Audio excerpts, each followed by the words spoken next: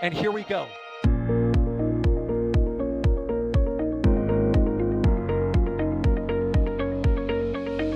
have liftoff. Propulsion continues to be normal. R68 chamber pressure looks good. Following up. Roger, Atlantic. Water towers fly! Yes! Tango down to nominal. Flighting downside FD off. Bring in FD off. Off. It's orange! Oh my god! Oh my god! Decollage. What is it? Put that in the big bag, Eagle. 343 unfolds to go. Indeed. We rise together back to the moon and beyond. If the methane would be igniting in the flare, correct? Yikes. You dead? Sure. We don't need any more of these.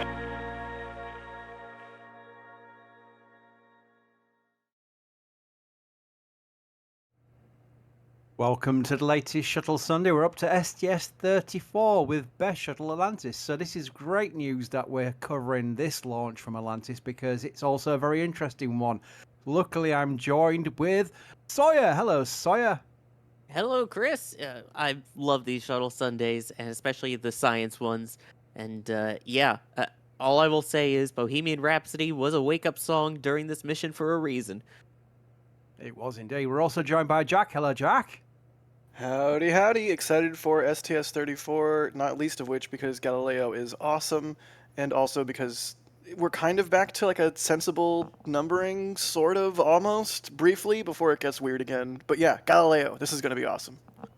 And the magician known as Jake Egan is producing this show. Now, you're probably thinking, hang on, Chris, you sound like it's a live show. I'm watching a recording of it on the YouTube channel, and like, this is weird. You're like taking questions from chat. How on earth is this? How is this happening? It's because we do this live on Space Coast Live at 2 p.m. Central Time, so use the Starbase time, 3 p.m. Eastern on the East Coast, West Coast. Would agree, Jack. West Coast, East Coast. Yeah, true. Anyway, It's just fact. It is a fact, really. Actually, we are about facts here, so we had to say that as a fact. But also, it is a show we do live, and we then record it and put it on our channel. So you cannot miss this because you've got the option of watching it later at a time of your convenience. But let's get right into this because it's a fascinating mission. Let's start with the patch, which we always do. Sawyer, I know you've always got factoids about the patches, so fire away. All right, so this one, the shape is also intentional. So, per the official announcement on it, the triangular shape of the STS-34 crew insignia represents forward motion and the entering into new frontiers of science, engineering, and technology. Of course, the Galileo spacecraft overlaying the orbiter symbolizes the joining together of both manned and unmanned space programs in order to maximize the capabilities of each. The crew, by the way, designed this one. And used a sunrise stretching across Earth's horizon to depict expansion of our knowledge of the solar system and other worlds, leading to a better understanding of our own planet. And in the distance, Jupiter, a unique world with many unknowns, awaits the arrival of Galileo to help unlock its secrets. Wow, did you write that, Sawyer, or did you read it? Because that was very fancy writing, wasn't it? That's in the official press release from 1989. I know. They tend to do that for all the patches. One of these days we'll come to a Shuttle Sunday where it's just like really boring patch, but they're like 5 paragraphs of how wondrous it is. That's what I'm expecting. Let's talk about the crew, shall we? Here we go. Sawyer, do you want to go through these? Because I know you probably met them all. I think I've only met one person on this crew. Oh, really? That's a shocker for Sawyer. I know. But yes, you had Don Williams, who was the commander, making his second flight. Mike McCulley with his first space flight, a name that you might recognize is very popular for MS-1 was Shannon Lucid. MS-2 was Franklin Chang Diaz, the one astronaut that I've met, who was also from Costa Rica. And then MS-3 was Ellen Baker. And of course, in that photo, look at what orbiter they are posing with. Yeah, Columbia. Yeah, it's Yeah. like they've only got one model. It's like a multi-billion-dollar space program, but they've only got one model. Hey, Chris, they had to keep the budget down somehow, so, one model. Hey, really quick, which coast were the orbiters built on? Oh, right, the West Coast. Okay, anyways, let's move on. Yeah, okay. And they were launched from These guys. Oh, hang on, we're going to go down the Slick 6 rabbit hole here because they could have been launching from the West Coast at some point if Slick 6 had happened and Columbia had not happened and the DoD didn't pull out. Because that was going to be Discovery's new home. If you are new to Shuttle, that is true. They were going to launch from both coasts. They're going to do polar military launches from the West Coast, Slick 6, which we hopefully will be hearing more about soon because ULA has passed it over to SpaceX, and you never know, it might be like 37. We're going to Starship already. It's like a Starship diversion straight away, but there's a very good potential that Slick 6 will be SpaceX's West Coast for Starship if that ever becomes a thing. But that's just something to keep in mind. Let's go through this. This is a render. I say render. We're probably still in the era when it was hand-drawn, but it is a beautiful picture of the payload, which was Galileo. Sorry, I'm going to let you talk about Galileo for a second because it was a very important mission to Jupiter. Oh, absolutely. It took a while to get it off the ground, and I'm sure we could talk about the process to get there, but this was a major scientific mission. The second planetary mission launched from the space shuttle. It took quite a while to actually make it to Jupiter because of issues with the launch, having to change out the upper stage that they were going to use to deploy it from the shuttle and things like that. It took a Venus-Earth transfer to finally make it out there. Did a bunch of pass-bys of that. It passed by some asteroids as well, and then made a final plunge into the deep atmosphere to get some data back as well. Awesome. Let me just go through these. These won't be in any particular order because the way that RL2 archive works is we've got a mix of photographs that were scanned from literal photographs and made digital. I think it's a very important thing to do to save them for future generations because once they're internetized, it's not even a word, they will be there forever, unlike some photograph in someone's loft in a shoebox because they can get lost. So it's very important we do that, but they obviously mixed in with public photographs, and that's why the order running is out of sync sometimes. I can't tell, Sawyer, if this is walkout for launch or walkout for a test countdown demonstration test because it's not dated. But this doesn't feel like you walk out, does it? Maybe it's me. It's hard to tell from the angle, isn't it? It doesn't seem like it's got the razzmatazz. Yeah. Yeah, I'm not too sure. It's interesting either ways because that is a walkout. This, either ways, was definitely the crew suit-up room, which I think we talked about in the previous Shuttle Sunday. Sorry, this is still the room they use to this day, and will be for Crew 10, Crew 11. Sorry. You will see this exact room on Thursday, albeit looking quite different. Yes, this is inside the operations and checkout facility, which is also where the crew quarters are, where they kind of quarantine before the launch. Look at this. Pumpkins? Anything to do with the launch date, perhaps? Let's look. Maybe. It may be launched in October, also with the pumpkin suits that they're wearing too. Yeah, launch date was October the 18th, so we're getting close to Halloween. There we go. That was quite fun. I'll just move my cursor back so I can actually do this on the screen. But there we go. They've all got one. Now we've got one each. Let's go forward. Pumpkin! The pumpkin's got a hat. Wow. Okay. It's appropriate because we are getting into spooky season again here, slowly but surely as summer winds down. So this is like good synergy. Oh my gosh, they carved the mission logo into the pumpkin. Oh, nice. This was obviously training. This looks like it was at the Neutral Buoyancy Laboratory in Houston, where they do their EVA training. They still do it to this day. I know it's been commercialized since. I know they didn't need the full facility because it literally had like a mock ISS in the water to train astronauts for ISS spacewalks. But obviously now, with that future not being particularly long term, shall we say, they have commercialized it. I know an oil company actually used part of the Neutral Buoyancy Laboratory for some part. I remember one of the JSC guys complaining no end about it because they had to give passes to people who had no reason for being there. Yeah, basically. Are you talking about the plot of Armageddon or like a real thing that happened?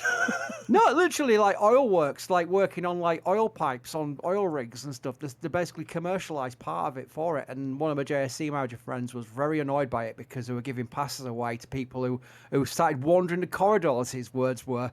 He didn't like that at all. So, Yeah. Okay, Yeah. I It just literally I has just a divider halfway through it where half of it is still for NASA training and the other half is commercially sold out. I just had to make sure it wasn't a cheeky Armageddon reference. Thank you. Oh. I needed to double down and make sure that was actually real. Thank you.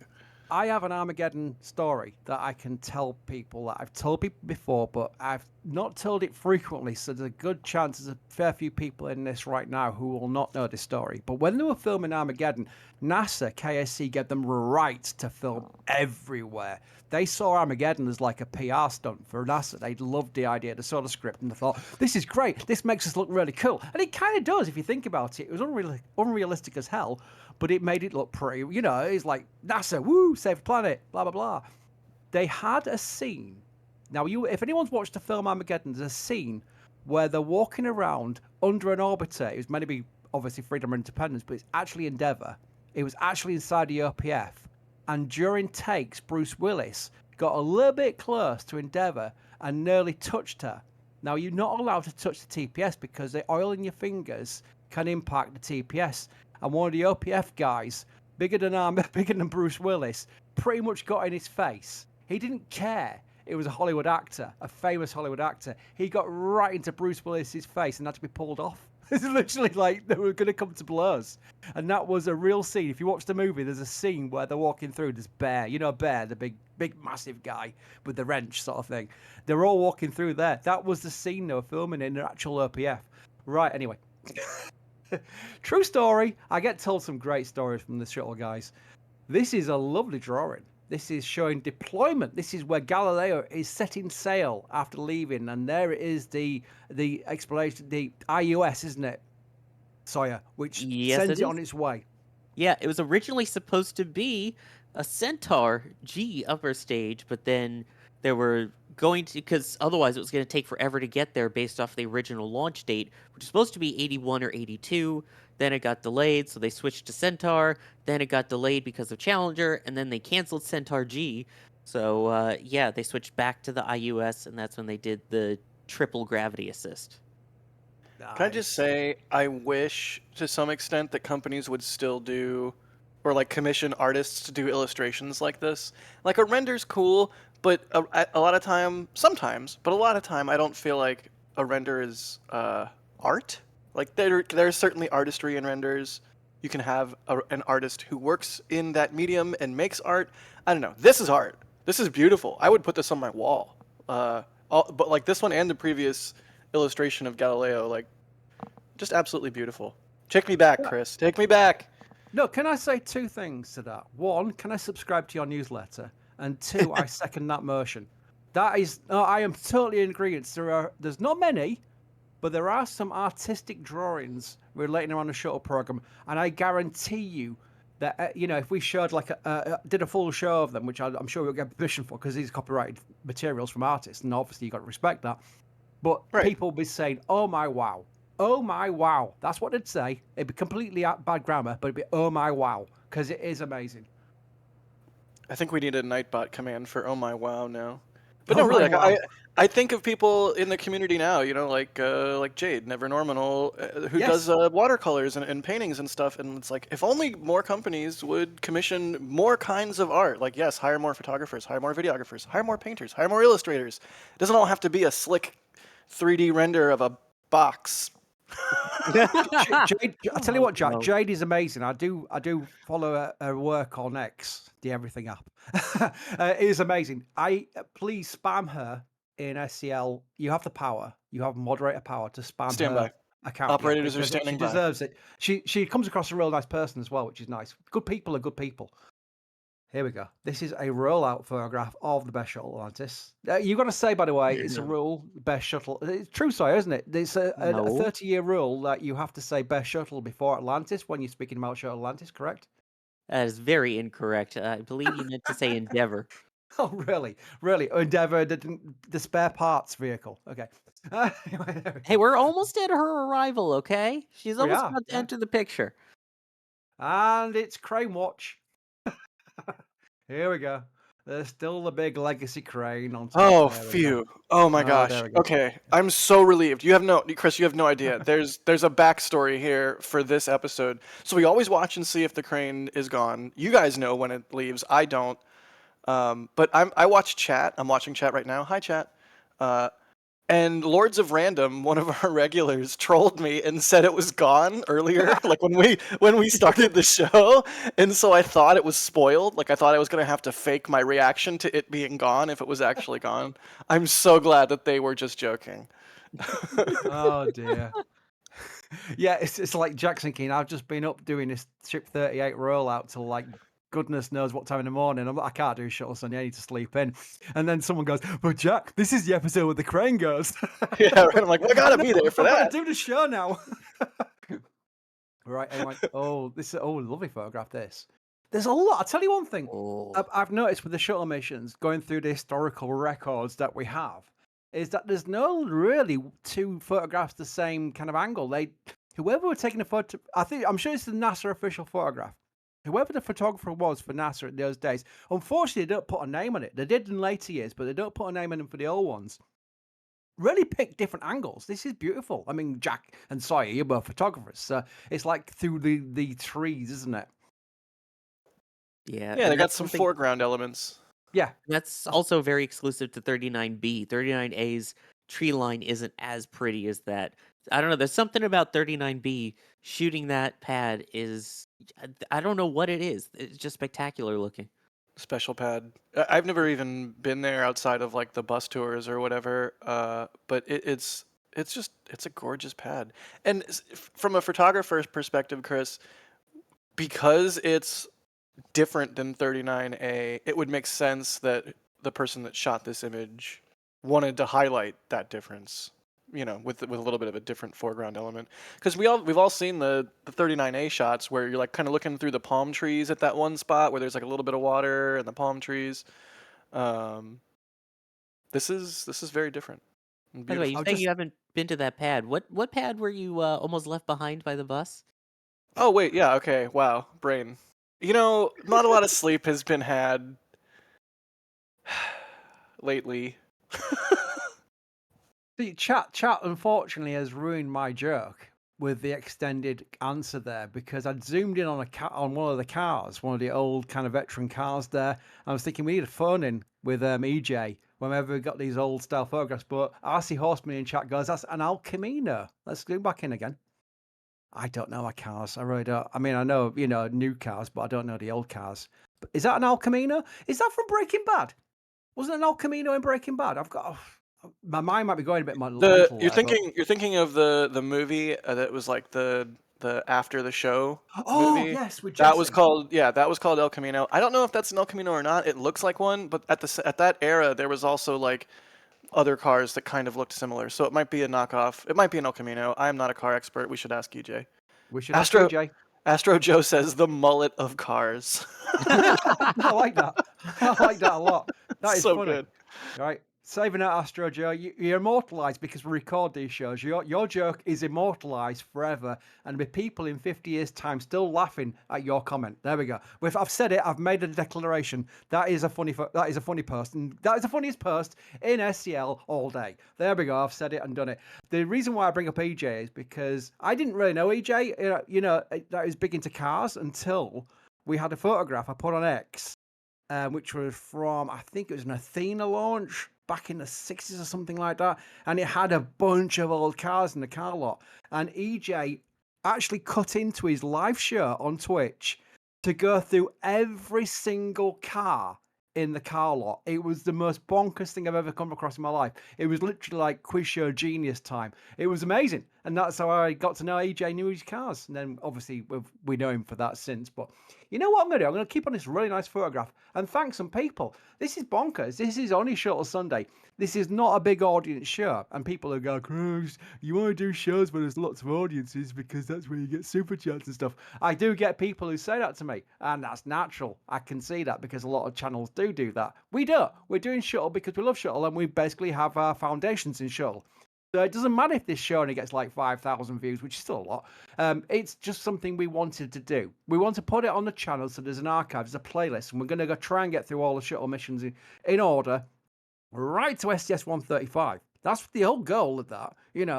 Whether or not we do or not, with me at least, is another question. But we're going to try and do that. And that is, I think, important. I think it's important to do. It's an hour out of our day, and let's have some fun with Shuttle. Keith Egan became a Capcom member just before the show started. Pink Bunny became a Capcom member just before the show started. So you're both in our Discord now. Lord of Random, thank you for your support. Patch rating. I really like the shape and the colours, as well as the Jupiter depiction. One of the best, 10 out of 10. Well, I tell you what, let's put it back on screen then. Hang on.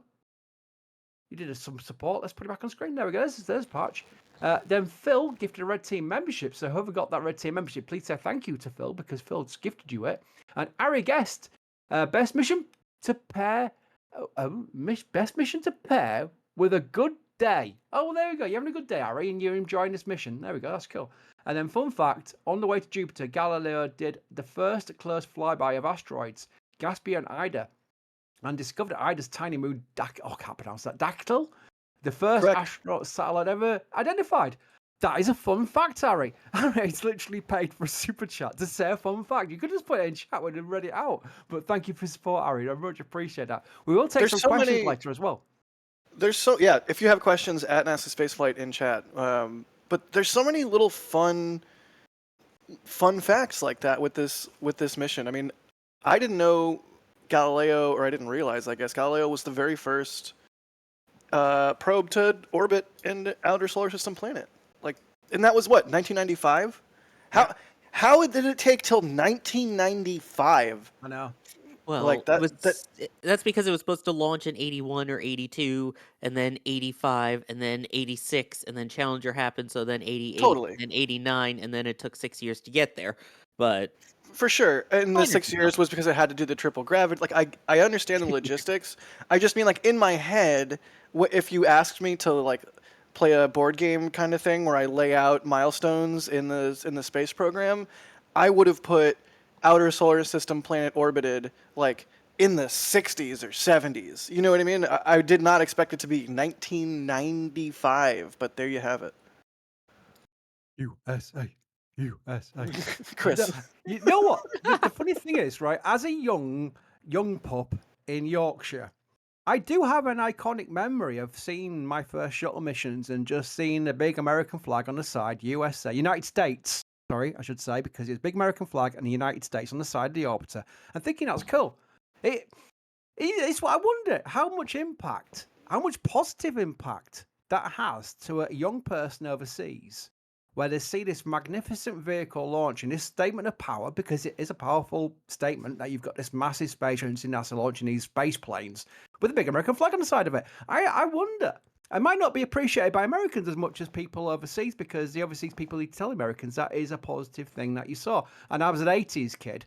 I had all the American TV shows, A-Team, Airwolf, all this, The Fall Guy. America was the coolest thing in the world to a person of my age in my era. So it's everything was coming into play. Really cool. So I just thought I'd mention that since being USA on the side of the vehicle. It's definitely a thing, and I have to wonder to what extent the funders of the program, all the way up to Reagan, considered the PR and, dare I say, propaganda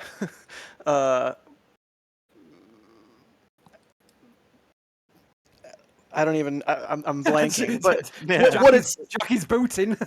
Yeah, they cut off my mic. No, but it really is. It's a symbol, and I'm glad you take it positively, Chris. I'm sure there's people in countries who, like Soviet Union at the time, who are like, oh, geez, it's this big space plane with an American flag on the side. What if there's nukes in it? But I'm not a very patriotic person by nature, but one of the few things that gets me actually legitimately feeling patriotic is space launches, and especially these science missions where it's we're doing this to learn things. It's just purely to learn stuff. It's purely so that we can expand humanity's envelope of knowledge.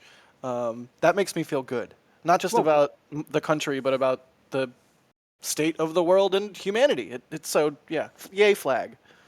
Well, we know the impact. We know the impact it had on the Soviet Union. Buran. Right. They thought, hang on a minute, we need one of our own. And they go, what does it look like? It's got wings. Okay. It's got an outer motor line. Okay. It's got an external tank. It's got boosters. Okay. We need to do that as well. It's literally like copy and paste. But the argument is, and chat, I'm going off the rails here, but this is one mission we're covering for 4 hours. So we've got time. I'm going off the rails, but in chat, which was the superior You see, obviously one's got 135 missions, the other one's on one. But Yeah. which was the superior design, Buran or the US shuttle? I don't understand this division. Like there's brand people, there's shuttle people. I'm a shuttle person. I just don't understand it. It flew once. And then people are like, "Oh, but it could land automated." And that capability was meant to be part of the shuttle as well, but there's a part of that was a culture thing at NASA. Also, there was other stuff, but a culture thing at NASA where the pilots and the astronauts are like, "Excuse me, I'm flying that dang thing, even if only for a couple seconds. I'm flying the dang thing." Like, there's so many people that are like, "Oh, like you could pick apart the Buran argument." I'm not going to tell anyone they're wrong if they like Buran more. I'm a shuttle person. To me, Buran is derivative. But I'm going to hope now, as I stall for time, that if I type !farewell in chat, that command still exists, and it will bring up the farewell dossier, which includes a quote from a former NASA administrator that says that Buran was based off of purposefully doctored shuttle designs, or failed shuttle designs. Yep. Although I will say the one benefit that Buran had was the fact that once it was in orbit, the engines weren't just dead weight. I will say that part I did like about it, but There were cool things about it, to be sure. Oh, that command's not active anymore. Oh, I gotta go back in Nightbot, see if I still have credentials. Shh, nobody tell Chris. Or like failure instead of farewell. Yeah, jeez. No, the farewell dossier in Line X is an incredible bit of history if you feel like going down that rabbit hole. But Chris, sorry, what? I think Alex has taken over Jack's brain. I can't get a word in edgeways. I was going to say chat, which would like to be interactive because we are live right now. You might be watching a recording and thinking, what the heck we're talking about being interactive? But we do a live show on SCL on Spacecast Live. Chat is pretty much all shuttle. A lot of people are acknowledging that Buran was cool, but I was surprised because I did a question in a different stream on a different subject matter, just throwing it in there because it was a long stream. And there's a lot of Buran fans, so I thought it'd be more of a split, but no, it's mainly shuttle, and I think that is fair because of the track record. Let's face it. If Buran had 100 odd launches, you could do a side-by-side comparison. I think that'd probably be fair. I think two things. One is people like to be contrarian on the bigger streams, so you're going to get more Buran people. And two, after all, this is Shuttle Sunday. It's not Buran Booze Day. Buran what? Buran Booze Day. I don't know. Swing and a miss. I don't know. Jack has taken over this show. He's even taken over Sawyer's puns. Yeah, that's why I just said boo, run. Oh, right, fair enough. Right, launch photographs and a launch video. Now, I will warn you, we're still in the days of old VHS tapes. So the launch video is not amazing, but I do have an amazing landing video. We've also got the resource tape, which shows the mission, which also gives some better launch views, but we'll do them in order. We've got 3 videos to show you. The landing video is super long. It's surprisingly long, and you get a lot of insight because it's that long. So we'll be skipping through it because it's 2 hours long, that video. Would you believe? A landing video, 2 hours long. Bonkers. But we'll be going through that at the end of the show. But let's show some launch photographs because they're always stunning, and these do not disappoint. Look at this. I'm even zooming right in. That is a beautiful launch photograph. Another one. Sideways on. Oh, how far can I zoom in there? It's quite good. Remember, this is like, this is not like last week. This is decades ago photography. It's really beautiful. And Jack, you set up a camera pretty much in this exact spot before at Pad B, right? Yeah, it turns out I'm an idiot, and I've been there like 5 times. Again, not a lot of sleep has been had. I didn't even mean it to bring that point up. I just mean the fact that we have shots on NSF of SLS from the exact same spots that you're seeing this. Yeah, a lot of the remote spots remained the same, and that was one of the particularly cool things about having cameras for SLS. For Artemis 1, I can't wait for Artemis 2, oh my god, is you could see this historical shuttle imagery and then see the image that you were trying for, and it's rad. Speaking of rad, oh my god, look at that. Now, what? It's not WB-57, I don't think. This could very well just be somebody in a plane or a helicopter. Just how high? Well, not helicopter, that's way too high, but in a plane. Yeah. It's amazing because there you can see the difference. This is a 39B launch, and it's from the left-hand side because you've got 39A there, 39B there, and I'll tell you what, I'm going to zoom in on just to get an idea, because you can see how much 39A has changed since. So much. Especially with all the Starship stuff is here. And you've got, obviously, the fixed service structure. It's still the same fixed service structure, but it's been modified. The RSS is gone. The water tower is still there. That's still there. But yeah, all this space here on the right-hand side of this photograph at the top, if you're looking at it from this perspective, is now Starship. Big Starship tower there. Tank farm's being built here. It's amazing, really, how it's all changed. And 39B has changed as well, because it's still the same kind of like outline, but they've obviously taken all the pad structures down, which you can't see because of the exhaust, but they've taken it all down and made it a clean pad. But they still exist, these two here, and they've still got the fork in the road, which you can't go down to, unfortunately, because I love my fork in the road, which is really fun. But By the way, if you want to see a similar angle, I believe it was the Kuiper KA-01 mission. Max was inside of, or one of the Atlas missions. Max was inside of a plane and got a very similar angle of the Atlas launch too. Wow. I bet this was from a T-38. Could If I was to guess, I would guess T-38. Look at the shuttle look at the SSME exhaust. So cool. They burn so clean. Yeah, there we go. Full Crane. zoom, enhance. There we go. Really So is clean. nice. Although it reminds me a bit of the smile that you see now inside of the Vulcan exhaust, or inside of New Glenn with those. I get that it's, hydrogen versus methane, but it reminds me of that little smiley face. Yeah. I do love the smile. And the final launch photograph in this collection, before I go to the video, we'll do a live launch video, then we'll do the crew reaction as they're talking through the video. I think that's a nice little segue between the two. But yeah, I will play the launch video next. But again, every mission has, the night missions sometimes struggle because it's night launches, and they're not as clean as the day launches for the details and stuff. But the day launches, the daylight launches we've got, there are just hundreds of photographs that are just so beautiful. And we won't make metal prints out of them because they're not our photographs. We do have some later mission ones where Nathan and Brian and Larry, who were working with us as Max Q Entertainment with NSF back in the old days of the site, we could probably work out something. We do some prints. We have them in the store, but these are old school ones, and they're not our copyrights to do a commercial thing with, so we can't put them on prints. But again, if you want to download all these, L2, there's public photographs out there. If you want public photographs, always is, but we have a lot more as well on L2 as well. You can download them and make your own little print for your personal use. Literally, that's L2 gives you that right. You can join L2, download a photograph. The only rule we don't have is that don't go throwing them on Reddit and stuff like that, especially, Starbase stuff and whatever. That's just silly because that's defeating the purpose. But for personal use, do what you want. Download and put me on computer and print them out. Absolutely fine. Little perk. People don't realise that. I've had people ask me like, Chris, can I download this photograph and can I print it out? Yeah, of course you can. Right, video time.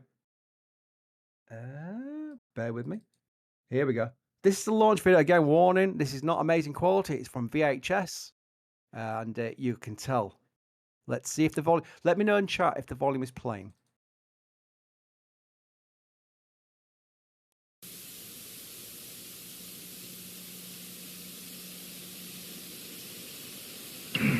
T-minus 31 seconds. Let's go for auto sequence start. We have a go for auto sequence start. Atlantis' 4 redundant computers have primary control of critical vehicle functions through liftoff. 20. T-minus 20. T-minus 15. 11. 10. 9. We have a go for main engine start. 6. 5. 4. 3. 2, 1. We have ignition and liftoff of Atlantis and the Galileo spacecraft bound for Jupiter. Houston now controlling. Roll program. Roger, roll, Atlantis. Roll program initiated, about 110-degree roll maneuver.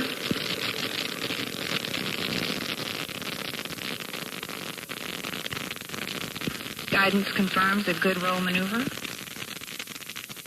3 engines throttling back now to 65% as Atlantis passes through the area of maximum dynamic pressure.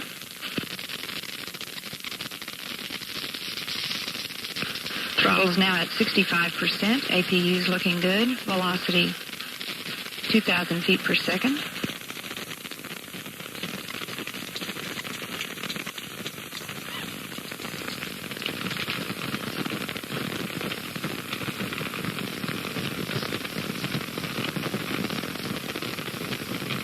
Velocity now 1,400 feet per second.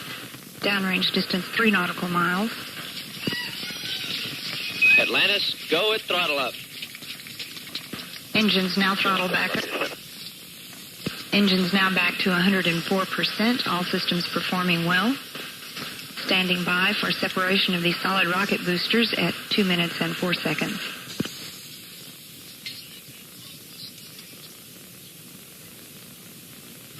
Velocity now 2,700 feet per second. Downrange 10 nautical miles.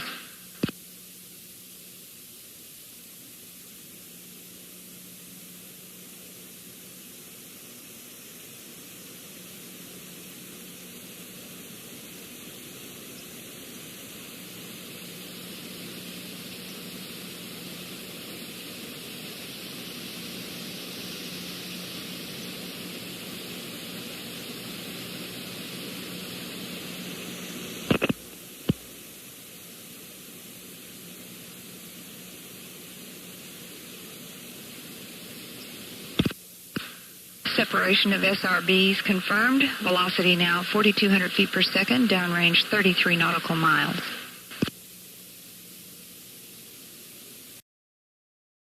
Very cool. Now let's go back to that vapor cone because I thought it was really nice. Hang on 1 second. Bear with me. Where did the vapor cone go? It was definitely a vapor cone. I definitely saw it. And even chat saw it as well. I'm going to go very slow around here. There we go. There's a vapor cone. There's it going transonic. It's really actually an iconic photograph. We've come on a future mission. It's a long mission away yet. But there is one of the best shuttle photographs ever. Unfortunately, it became viral by someone rotating it 90 degrees. So it looked like a shuttle going sideways.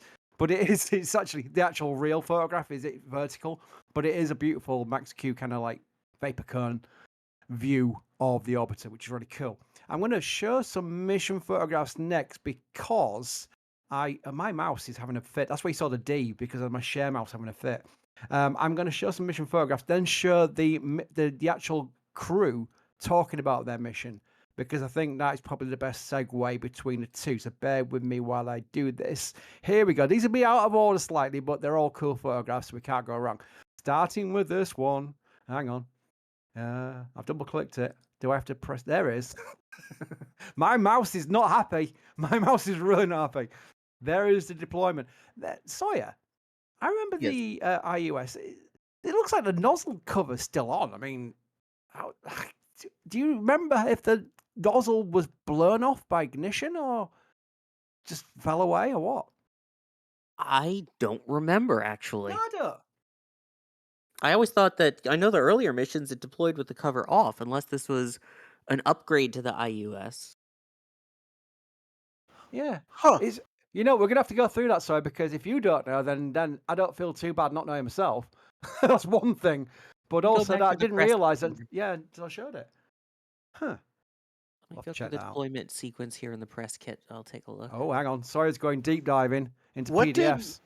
I wonder where the IUS ended up. Maybe that cover was left on for some sort of interplanetary I don't know. I'm completely guessing. I'm really just stalling for time so Sawyer can read the press kit. Well, Jack, we can talk about something while Sawyer's reading that. There was protests for this launch. There were people protesting against Shuttle. How dare they? I mean, unbelievable. It's because of the no nukes. I support people's right to protest, even if it's about something I find silly. What I find interesting about the protests, because of the RTG that powered Galileo, is more like, chat, if you've seen Contact, that movie rules, and there are protest scenes in that movie, and I have to think that the filmmakers were thinking a little bit about these protests at the time. But maybe I'm thinking too much into it. You know, rockets explode sometimes, and putting nuclear material on a rocket I understand how people could be concerned about that. But it's unfortunate the extent to which nuclear anything has become, a boogeyman. I wish more spacecraft could rely on RTGs. I wish there was more nuclear power in the country. I wish more people understood it better and were less scared of it, and more understanding of some of the other dangers that exist all around them in everyday life that they don't consider, just because it's not scary nuclear. Well, Jared Isaacman was a big proponent of using nuclear technology propulsion going forward because he believed that was the best way of us doing to the exploration. So if he'd become NASA administrator, we'd have seen a lot more of it. The protests, just to be clear, were in case the mission had basically blown up on the pad or something like that. They were just scared that it would spread nuclear material around. That's the protest reason. It wasn't the first or last as well, because they had future protests. Remember that Atlas V launch, I think, with the Mars probes. Involved protests as well, but it was literally like 20 people at a gate with weird signs. Yeah. When I was there for what was it, Perseverance, there was also that concern as well. I know there are a lot of people worried about it, and of course, the warning of if something does go wrong, basically get into your cars to try and not have to deal with it. But it didn't seem too terrible. And also, reading through the press kit, it just says the motor ignites. It doesn't say anything about a cover. You must blow it off. Yeah, is that Alf? I can't. That's not Alf. No, Well, it's it looks a bit Alf. Is it McGruff? Is that McGruff? I don't think that's McGruff the crime The dog. crime either. dog. McGruff the crime dog. I must have missed that show. I now need to YouTube it. Yeah, you don't. You really don't, Chris. I'm very intrigued by it now.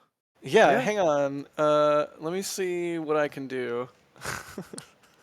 I did like Sawyer's going through press kits. I'm looking up the frickin' plushie. Oh, I should see if the press kit mentions it now. It's Goldcaster. It's some kind of mouse in a fedora. Okay, that is not McGuff. Leah is adamant that is not McGuff, the crime dog, which I am definitely YouTubing after this show finishes. By the way, it's Big Gruff. Big Al. Gruff. It's Big Al, the elephant mascot of the University of Alabama. Oh, there we go. I mean, I was about to say that's lame, but my college mascot was literally an orange, so fair enough. We didn't have college mascots. So someone on the crew must have gone to U of A. This was hang on, one of the wake up songs was a fighting song which sounded like college football, Sawyer. There was Hail Purdue, was day 2. Day 3 was University of Oklahoma. Day 4 was Bohemian Rhapsody, because there's the segment that goes Galileo. Willie Farragher. Yeah. Center Field by John Fogerty was day 5, and Steve Miller Band's Fly Like an Eagle was day 6. It's a solid lineup. Like it is. Yeah. Sometimes I hear the wake up songs and I'm like, yeah, all right, sure, or okay, whatever. That they had a solid playlist. Yeah, what's up The with Robin that cover? Williams one is still my favorite. This nozzle cover's really bothering me. Yeah, I need to know. I absolutely need to know. Yeah. And yeah, sorry that it doesn't say anything. I do know many a shuttle engineer from this era, and I will ask. They might not know because it's Payloads. Oh, Jim might know. Jim was NASA Payloads, and it's his era. I'll ask Jim in forum. Jim's the one-word answer person. If you use the forum, he likes answering long questions with yes and no. He will. He's retired, by the way, now. He will probably know the answer to that. So I will ask Jim, and I will let you know the answer on the next Shuttle Sunday. There we go. Something to look forward to. But yeah, that is weird. I've not noticed that until I actually played these photographs. I downloaded them yesterday, and I'm didn't notice them until now. That's weird. Oh, it's still there. Go away, nozzle cover. Is nozzle cover the new crane? It could, no, because it will eventually have gone away. I guarantee you. There we go. Oh, this looks like a screenshot from the internal cameras. Yeah, there we go. Another screenshot. Yeah, a naked photograph there. 29 degrees on that Jack, little pitch plate. Indeed, Jack has that's not an IMAX camera, but Jack has a story about the IMAX cameras, don't you? Yeah, the IMAX camera was flown on this mission, and some of the footage was used in a Werner Herzog film, which I did not know, called The Wild Blue Yonder, which is not a documentary. It's a science fiction fantasy film. If you know Werner Herzog, he's like the German. I mean, I think of him as a documentary filmmaker, but really he's just a filmmaker.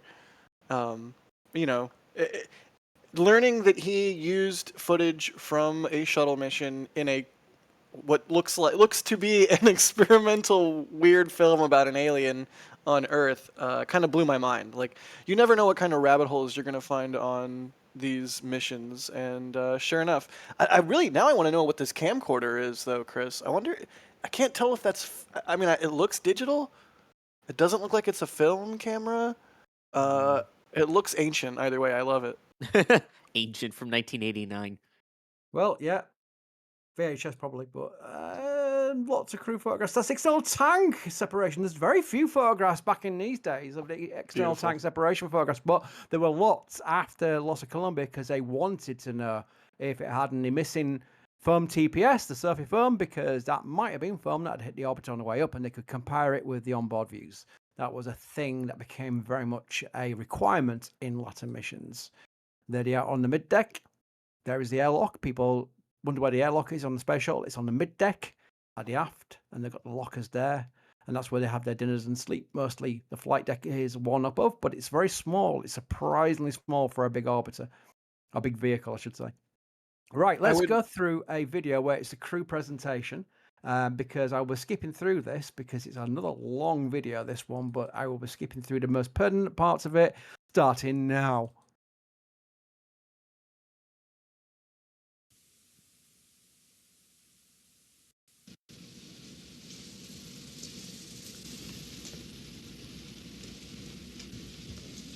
The launch and entry suits that we use now are not trivial. We had about 15 or 20 suited evolutions sometime during our training so that this whole process on launch morning went very smooth and very clear. As you might look from the ground here, it's wet. This is our real launch day as opposed to the second one. We're still very happy, but we're looking at blue skies even though there has been rain. This next sequence is half speed, I believe. Main engine start, of course.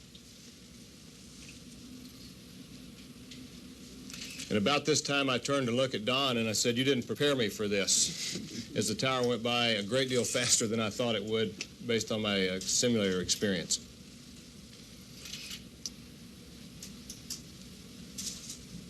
$4.5 million pounds or so of machinery and 6.5 or so million pounds of thrust. The roll maneuver. There was a great deal more vibration here than I expected. And I think it's probably acoustic. It shakes your body and your soul.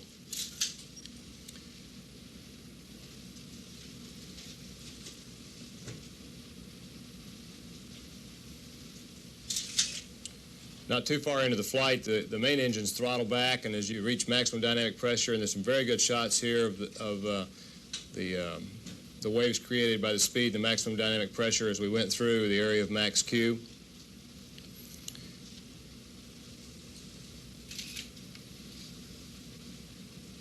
And of course, SRB SEP, this is another area that Don failed to prepare me well for. In the simulator, there's a flash bulb or something that goes off when you get to SRB SEP, and in the real life, there's an explosion that goes off right in front of your face. And it was wonderful, but it was surprising.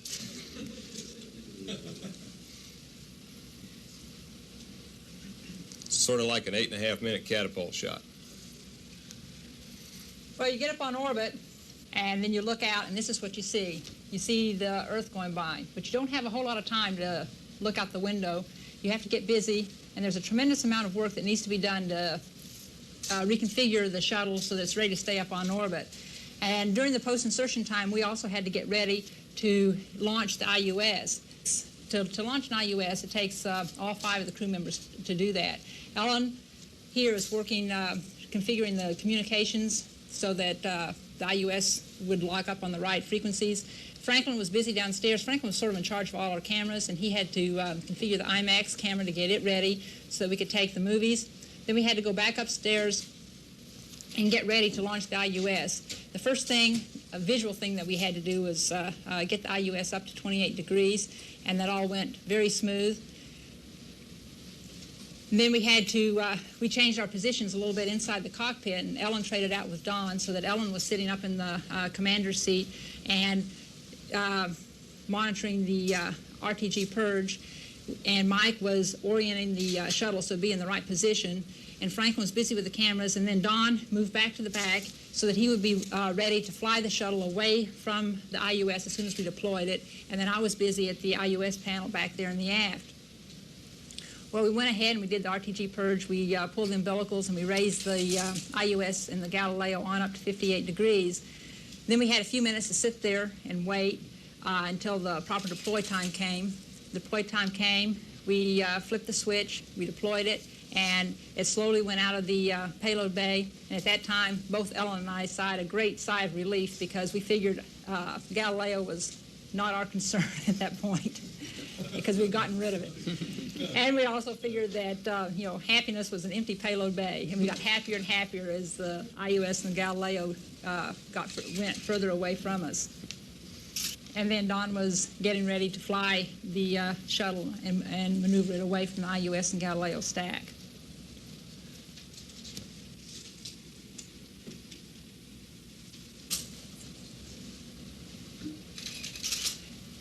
Once Galileo was safely on its way, and they told us that it was doing pretty well, we got down to some other nitty-gritty hands-on science on board. And the first thing that we had to do was to activate the SSBUV camp. Runs to a different time than Houston time or New York time or California time or Tokyo time.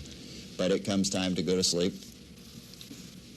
These are the sleeping arrangements. It's a little bit like a camping trip, except you never get out of your camper for 5 days.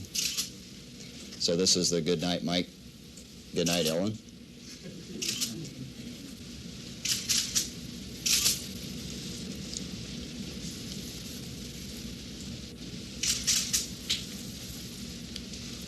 The day before entry was somewhat interesting in that all these suits that Mike described to you before the launch now have to be sorted out and climbed into on orbit.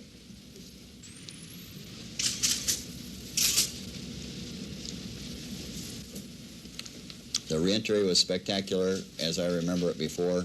A fire outside the window during the earlier part of reentry, a sense of tremendous speed as you travel across the surface of the Earth from 400,000 to 300,000 to 200,000 feet.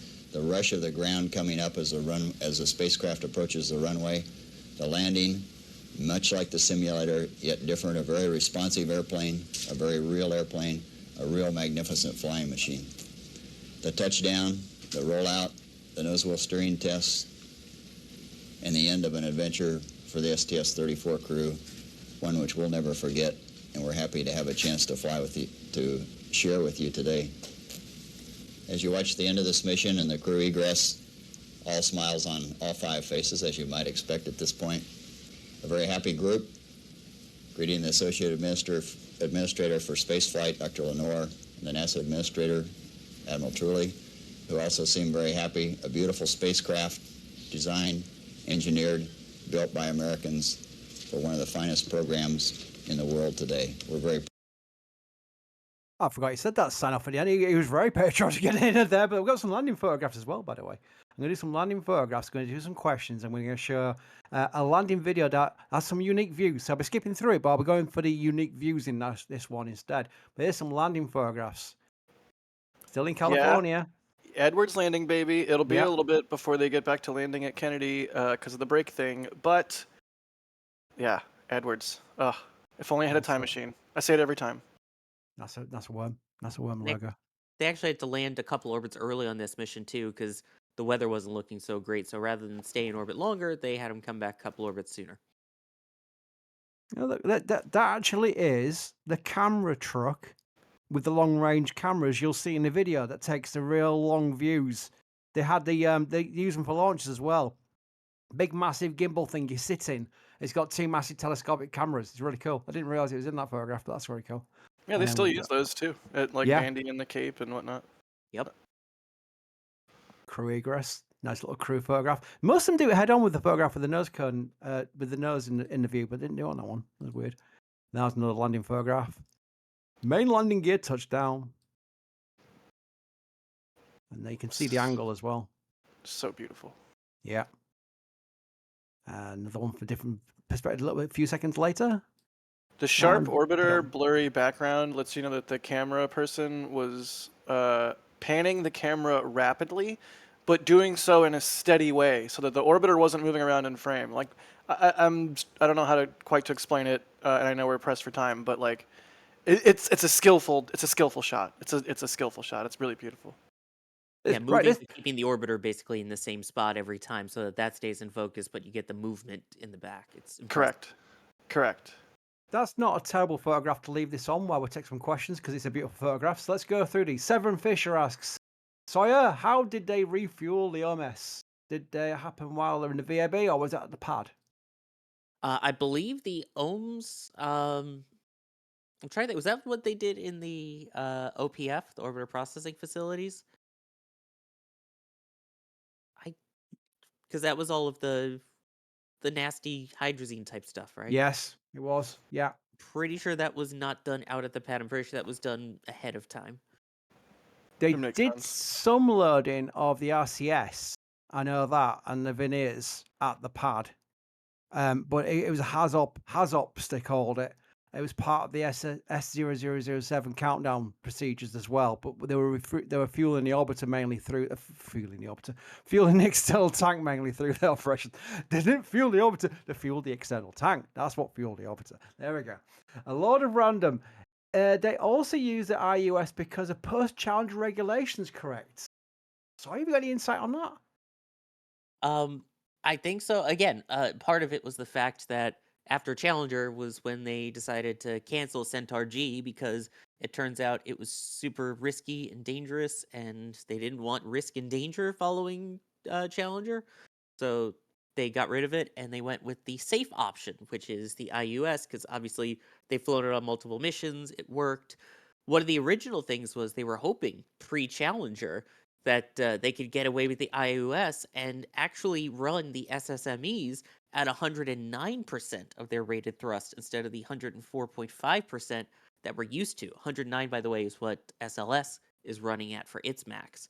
They were hoping to do that, and with the upgraded boosters that were in the works pre-Challenger, they were going to be able to get away with it.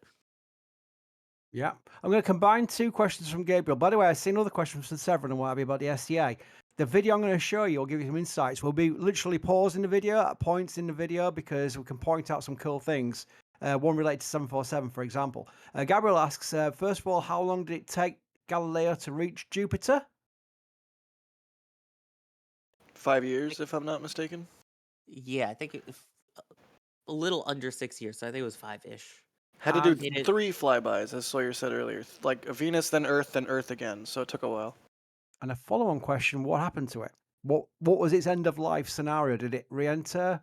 Did it enter Jupiter and die, or anything interesting it discovered? I think the question, I'll just read the question, in fact, probably easier. Where did Galileo spacecraft go or end up after re-entry of Jupiter, or what did it discover, is the question.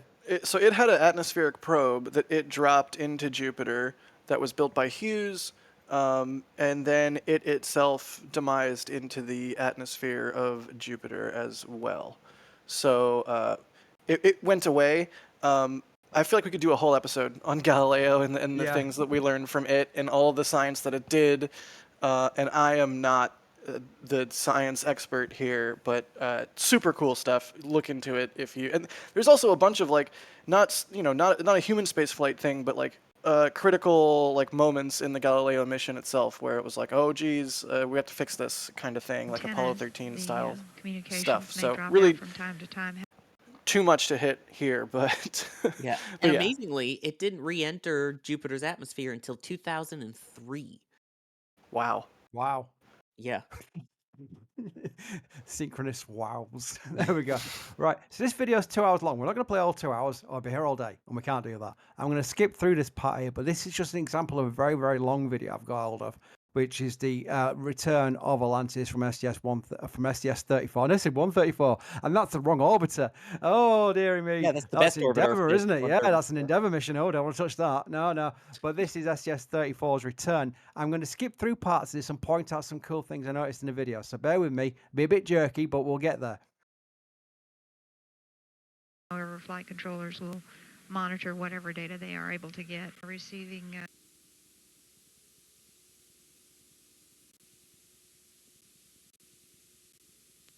Right, so first of all, that is checking the landing conditions, Sawyer. Is that the Gulf Stream? That is, it looks like the modified Gulf Streams that they would use Yeah. to do shuttle landing training. They also did it the day of to kind of get an idea of what the conditions were. And that was typically when they were doing the tests, it was geared down, reverse thrust engaged to simulate the descent. Amazing. Now, on that, look at this. This is really early NASA graphics time, but it literally is off over Australia right now. And this is deorbiting now. This is over Australia and coming towards California. This must have blown people's minds at the time, because this is like really kind of like first use of graphics in a shuttle landing video, which was shown on NASA TV at the time.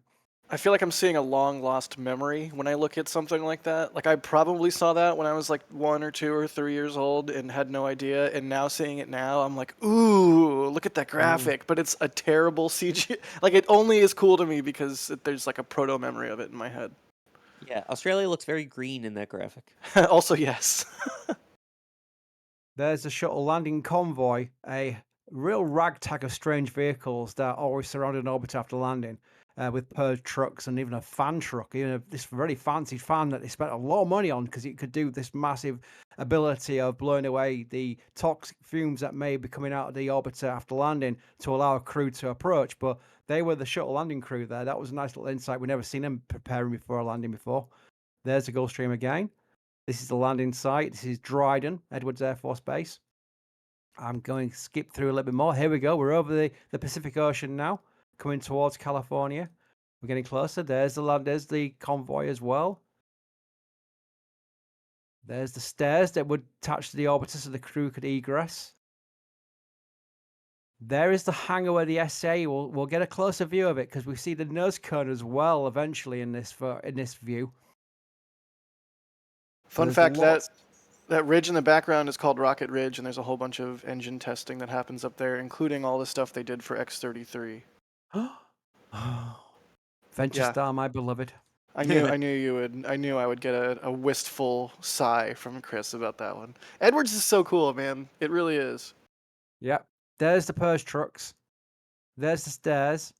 And then you'd have all these other vehicles here. This was a convoy that had a KSC, Dryden, and then it would take them by train carriages to White Sands if they needed to land at White Sands. Thankfully, they only landed once there, STS-3, and Columbia. They were still picking gypsum out of Columbia for years and years afterwards. They didn't like White Sands at all. Getting close to California here. We'll get the first long-range views, which is where I'll play a lot more of the video.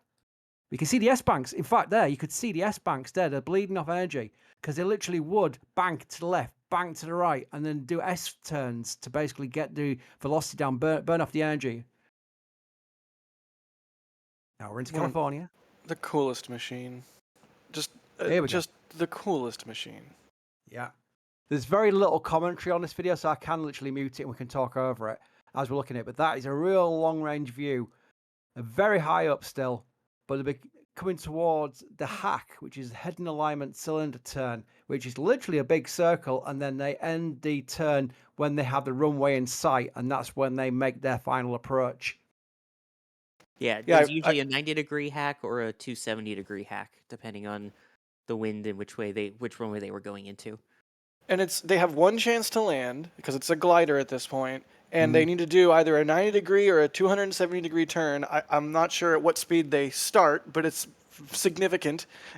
And they decelerate through the turn, and they need to end up at the end of the turn, pointed at the runway, at the right speed, at the right altitude, and they have one shot to do it. It's remarkable. Here we go. I'm going to go for the hack here. Pauline Brook in chat, is the S10 anything like a chicane? Someone was watching yesterday. Yes. Rollout stream last night. Yes, it does. The shuttle does do chicanes on its way in. Yeah, it actually does. For those watching the replay of this, check out the Ship 38 roll stream. Then you'll understand the joke. So I'm Will gonna, they? I'm gonna let this play. Oh no, because they won't understand because we don't understand it. But I'll turn volume in case we get any commentary. Macaulay bringing Atlantis around the final part of the heading alignment circle at 400 feet per second velocity, altitude 15,000 feet, 8 miles from touchdown. We're about a minute and a half away from touchdown of Atlantis.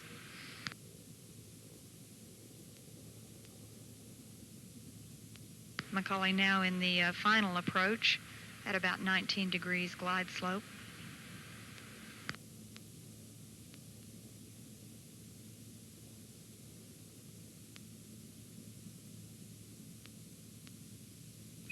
Atlantis, Houston, we see you on centerline, on glide slope.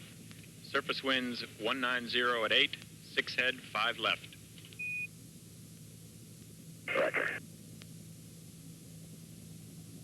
Macaulay will pull Atlantis up into the pre-flare maneuver at about 2,500 feet, adjusting the glide slope angle to about 1.5 degrees. Velocity is 500 feet per second, 5,800 feet altitude. Range 3 miles.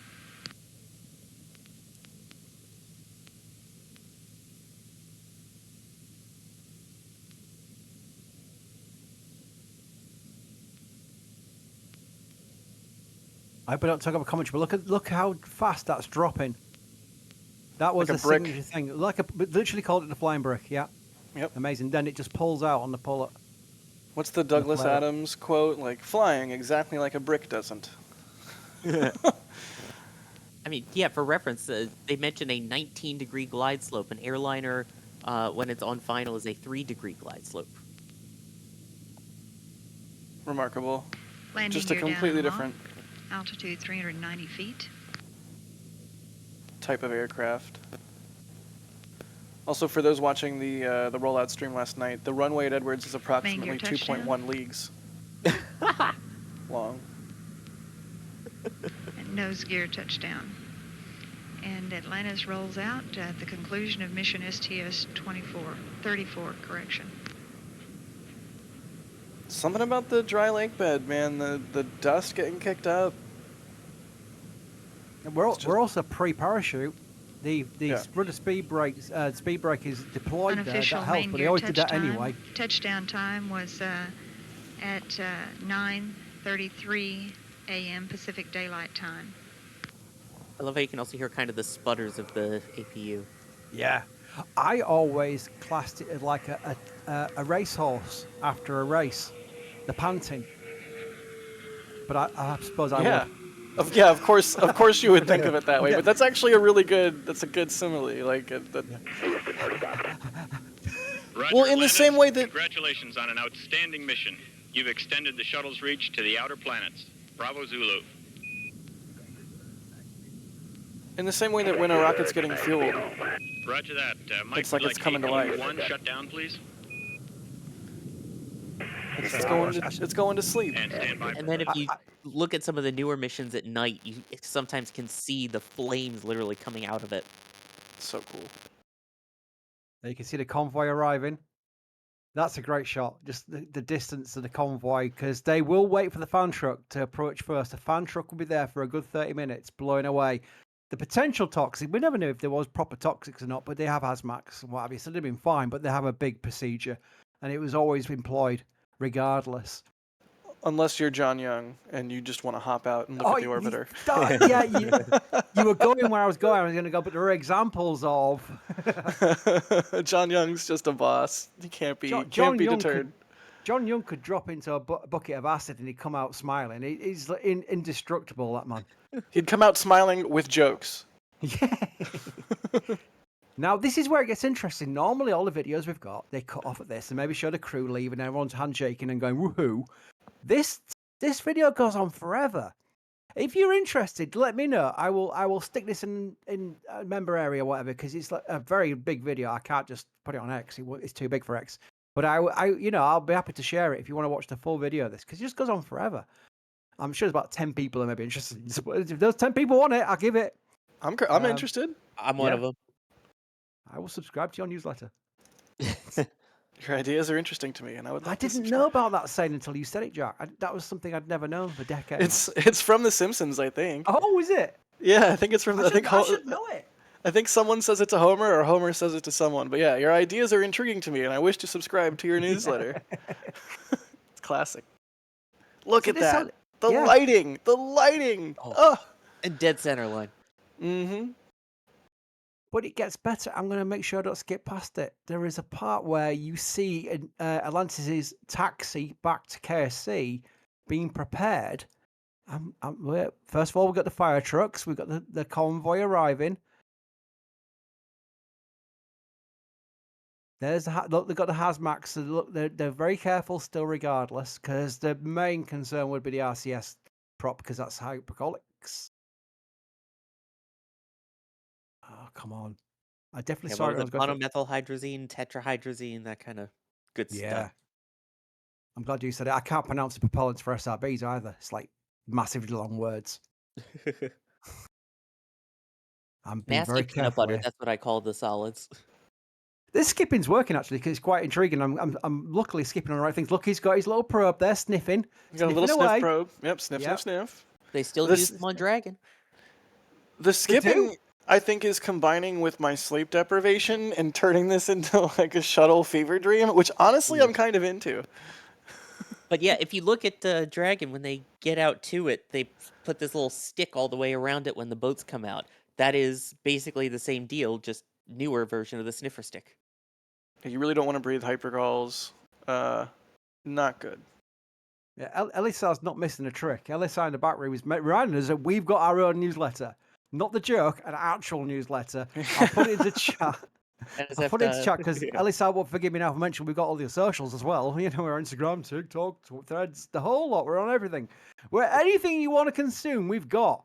If you want to consume a newsletter, it is actually a really good newsletter. And I say that as someone who hates newsletters. I hate newsletters. I am unsubscribed from newsletter if anyone's subscribing to one. Our newsletter is really good. I wouldn't say that if it wasn't true. I'd simply say we've got a newsletter and leave it at that. Our newsletter is really, really good. It really is very, very cool. So I will say, subscribe to it. Lindsay asked me to fill out like a questionnaire for a recent newsletter, and I enjoyed doing it. I like even just writing my answers to the various questions, and then looking for some old photos and stuff to share for the newsletter. That alone was a fun experience. I definitely recommend it. Even though you got your favorite shuttle wrong, it was supposed to be Endeavour. No, it's Atlantis.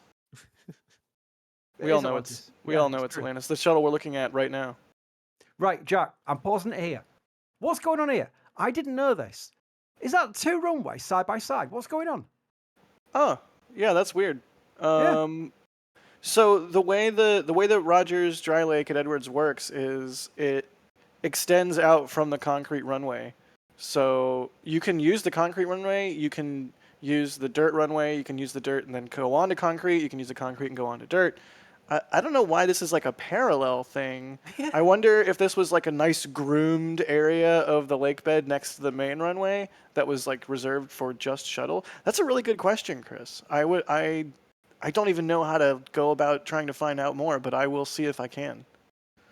As a shuttle fan, I have Google Earthed Edwards. I love Google Earth. It's just fun because you get to get lots of details of everything. It's a really cool place to Google Earth because there's like weird old satellite calibration targets. There's old decommissioned like bombers and stuff that we had to put out there and part out for the Soviet Union to look at with their spy satellites. Yeah, it's an especially cool area to poke around. Yeah, and the official landing is runway 23, not 23 left. So. So it's not like a normal parallel. I know what you mean by the concrete runway. I remember during the latter shuttle missions, they actually renovated it properly to be a real nice, proper tarmacked runway that the shuttle could land on. And it was surrounded by these like sand runways or desert runways, whatever you call it. I don't know the technical term. But there were, what's the technical term? You'll know, Jack. What's the runways which are in sand called? it's all dry lake beds. Like dry lake bed. That's it. Sorry. The geology of the American Southwest is basin and range, and that basically means mountains and a flat area, and then mountains and a flat area. And in a lot of places, that flat area, even if it's a desert, deserts are dry most of the time, but then they flood when it does rain, and so there'll be these like dry lake beds everywhere across the landscape. And that's why Area 51 out in Nevada is also known as Groom Lake. Groom Lake is a dry lake bed. The entire American Southwest, which is a huge American military complex, and has so many different bases across the entire country of that part of the country for testing and training. Part of that reason is A, it's wide open and there's nothing out there, and B, if you're doing something crazy and experimental out at Area 51 and you need somewhere to land that's out in the middle of nowhere, that's nice and flat and not a prepared runway because something went wrong with your crazy experimental thing, you can just land on any dry lake bed. And any kids listening, Groom Lake is also known as Area 51, where to keep the UFOs. Hang on, someone's knocking at my door. I'm going to get some angry parents send me email going, you just told my kid that there's UFOs. It's famous from the X-Files. Yeah, the X-Files made a big thing of Area 51. It's actually a US Air Force Groom Lake. And well, I don't know. They're not apparently UFOs there. I mean, a UFO is an unidentified flying object. If you see something in the air and you don't know what it is, it's unidentified. Then when we're testing new aircraft that don't publicly exist yet, that is arguably the definition of an unidentified flying object. But yeah, we're not talking about aliens here. Although now it's a UAP, unidentified aerial phenomena. But yeah, they don't anymore. Yeah, they tried to change the messaging there because UFO had the connotation of like tinfoil hattery. This was the thing. When the missions were complete, they'd put up the patch on the wall, and those patches are still on that wall at Michigan Trail Center.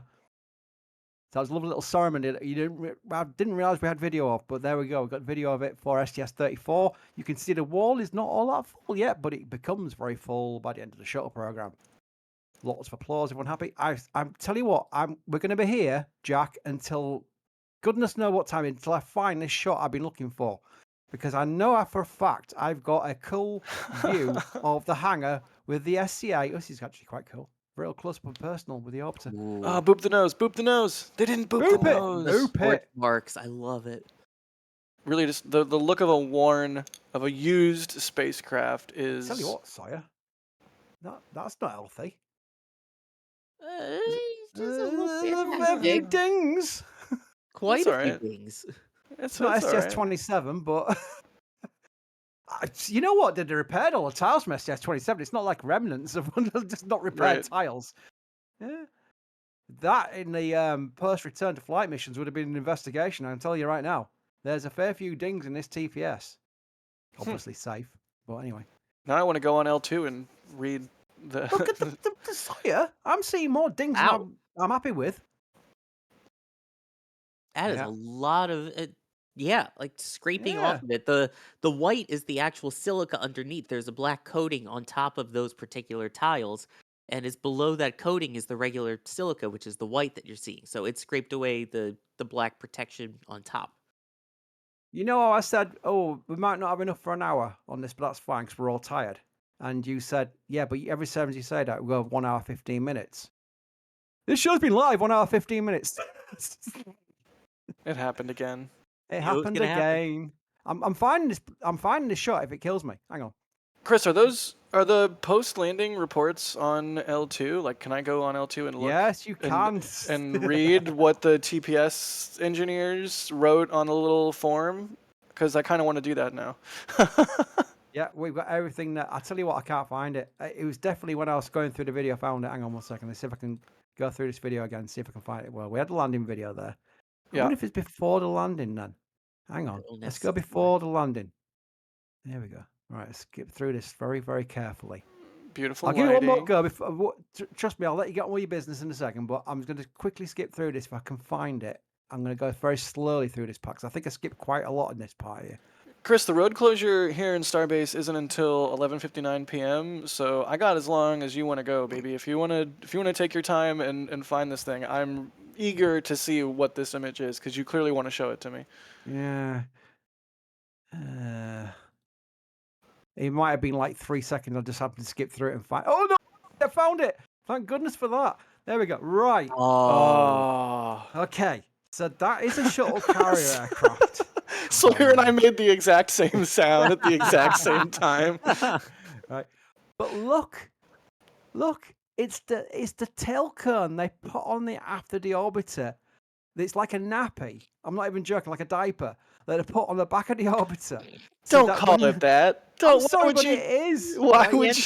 Oh. Why would you? That's the worst. I was going to make the joke that it looks like there's an invisible 747 in the hangar, like there's two, but you just can't see one of them. Diaper. I hate that. I hate it. God, I hate that. I hate it more than a lot of things I hate it more than stubby nozzle. I hate it more than the word hoppy. I hate it more than a lot of shuttle diaper might be the new worst thing in spaceflight. Oh God. So now it's a thing. They put the shuttle diaper on the back of the orbiter, right? And then they lift it up in the MDM, the mate device, and they put it on the back of the orbiter. And the reason they had this shuttle diaper, which is now making a thing, is because it was aerodynamics. If they'd left the engine showing, I think they did it with the alt test, didn't they? They left the tail cone off because they were basically doing a test landing. But for transportation across the states, from the west coast to the east coast, they'd have this aero cone on the back, and that is a very rare view of it. I do have a video in L2. I'm not trying to sell you L2, but it's just one example of so much stuff we've got in L2. We've got everything, where they actually transport this tail cone and install it, and the tail cone's massive. And I found this shot in this video that we can show you here, just to give you an idea of how big it is, because that is a 747 on the right, and that's the tail cone on the left. This shuttle diaper. I have so many feelings. I've always kind of hated the tail cone, to be honest. Like even when I was a kid, when I didn't understand aerodynamics, anytime I saw that on a shuttle, like I always loved seeing it on the SCA, but when I saw the tail cone on there, I was just like, I don't like it. I want to see the engines. Yeah. And now I hated it even more. Thanks, Chris. You're welcome. Happy to help. Also, NASA logo, the NASA worm. Back in the cool days. None of this faffing around with the meatball. Best logo. And then, of course, It is the behind it, best the MDD, the mate-demate device. Yeah.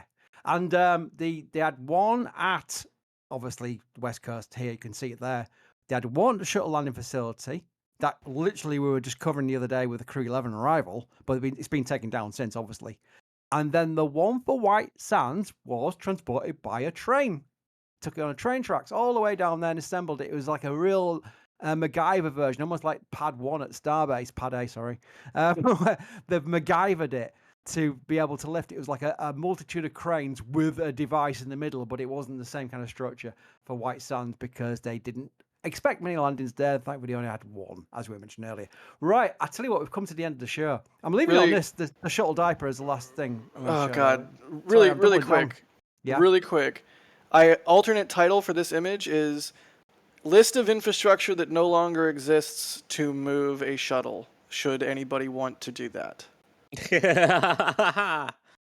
Just saying. Yes. Just saying. Do the tail cones even exist still? I'm going to call them tail cones. It's not a diaper, it's a tail cone. Do they even exist still? I'm trying to think. Enterprise might still have hers on. Ugh. So there is one. Ugh. Yes, you're right. And also the fun story is, I'm sorry, Rabbit Hole, we ain't got time for this, but Rabbit Hole, the SSMEs you see on the back of Atlantis and Discovery and all these orbiters you see on display, you go, oh, wow, those engines, they power the space shuttle. Well, they're phony. They're phony. They are scrap nozzles on sticks. I'm not even joking. They took the real RS-25Ds and gave them to the SLS program. They are not real engines on the back of the orbiters exhibition. Sorry to blow anyone's bubbles. They're not real engines. That's unfortunate, but that's the case. And to be fair, yeah, they're going to get one final flight with we hope we're going to get one final flight. It depends how long Artemis lasts. But they are intended for SLS use. That's what they're doing. I just imagine a young viewer now in like an orbiter display, like pointing at the orbiter, being like, "Those aren't real," and the poor docent at the museum being like, "Little boy, I am sorry." Atlantis exhibit does have one real one though, although not attached to the orbiter. They have it separately in the display. But Jack, I will tell you that has actually happened, thanks to me. Someone very annoyingly said, "Hey, Chris, guess what I did at the Atlantis exhibition today? I told the person showing us around on the tour, that's not a real engine," and he wasn't happy with me. You're welcome. I caused chaos at the Kennedy Space Center Visitor Center because of a real comment that's factually true. There we go. But I want to thank some people. We're going to end the show if it kills me because we're going on way too long here. I want to thank Matt because you did a super chat. I don't want to leave you unacknowledged for it because it was massive. Thanks for making time to talk about the amazing vehicle on this Sunday evening. I still must miss the shuttle every day. Well, thank you, Matt. Mike Alpha Tango Sierra, I know you're Matt's, is also your other name in chat. Very much appreciate support. Harry's back again as well. Thanks, y'all, as always. Absolutely adore Shuttle Sunday. An extra time on Sawyer, Jack, Chris is perfect. Thank you for your support, Harry. I see your name, as I do with Matt's, everywhere, all the time. Your support does not go unrecognised. It's always recognised, and I very much appreciate it. Right. On that bombshell, that's STS-34 that I said wouldn't last an hour, and it's gone on for 1 hour, 25 minutes, and my brain's dying. So I'm going to cut this show off and say thank you for joining us, Sawyer. Always a pleasure. Galileo, let me go. Oh, you left that to the end. Did you plan that sign-off? No, that literally just came to me. Again, wow. when I'm that exhausted, they come to me quicker and they're worse. So yeah. Oh yeah, that's another stream coming up later on today. We've got STS-37 to pad 1 with the MacGyver installation on the Orbital launch pad. What did you call it? What did you call it? You called it STS-37. That's amazing. Did I really? Oh, see, I told you my brain doesn't last an hour. Oh my word. STS-37, looking forward to that. Launching from Starbase, Texas. Thank you, Starship SpaceX. Transport System, baby. Yeah. Actually, did actually call that for Orbital. They called it the Starship Transportation System, didn't they? Oh no, it was SLS, to use SLS, but Starship Launch System. That's what they called it. Yeah, that was a funny joke. Right, anyway, I'm going to start talking before I start mumbling. Thank you also to Jack. Thank you, Jack. You know, Chris, that reminds me of a long, drawn-out story. Oh, no. You're welcome. I love Shuttle Sunday. We'll see you guys in the next one. And thanks also to Jay in the background and helping me talk me through how not to cut this live stream off prematurely when we do the outro, because you all missed the move from the previous Shuttle Sunday, but you won't this time because I've learnt my lesson. So thank you to Jay Keegan in the background producing. And on that bombshell, I finally got to say it 3 times. That's Shuttle Sunday done. The recording will be on the channel later. We don't do notifications for this because it's only a small video, but so we'll use the shuttle tag, the hashtag, to make sure you see the playlist and you don't miss these Shuttle Sundays. Until then, thank you and goodbye. And here we go. We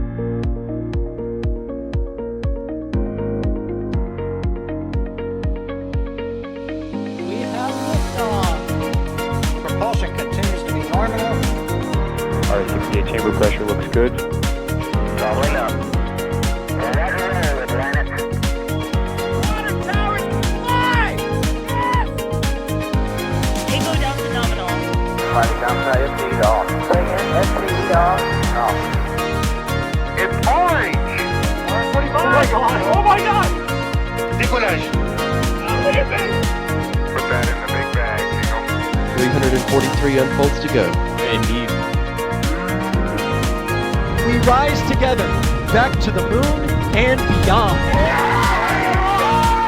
This methane will be igniting in the flare.